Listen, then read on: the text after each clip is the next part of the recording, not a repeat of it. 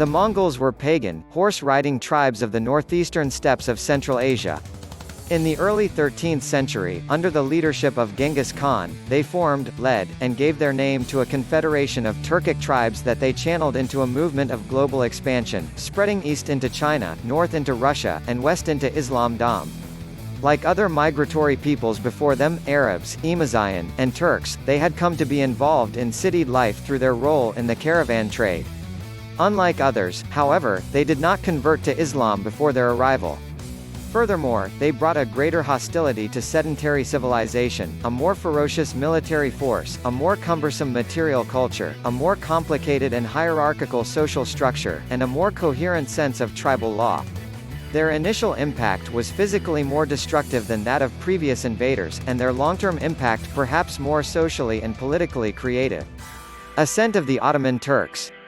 It was not from the Rum Seljuks, however, that lasting Muslim power in Anatolia was to come, but rather from one of the warrior states on the Byzantine frontier.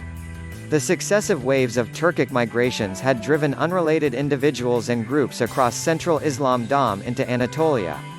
Avoiding the Konya state, they gravitated toward an open frontier to the west, where they began to constitute themselves, often through fictitious kinship relationships, into quasi-tribal states that depended on raiding each other and Byzantine territory and shipping.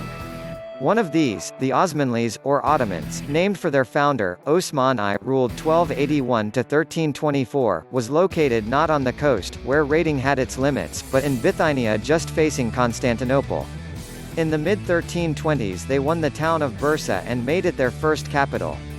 From Anatolia they crossed over into Thrace in the service of rival factions at Constantinople, then began to occupy Byzantine territory, establishing their second capital at Edirne on the European side. Their sense of legitimacy was complex. They were militantly Muslim, bound by the Ghazi spirit, spurred on in their intolerance of local Christians by Greek converts and traveling Sufis who gravitated to their domains. At the same time, ulama from more settled Islamic lands to the east encouraged them to abide by the Sharia and tolerate the Christians as protected non-Muslims.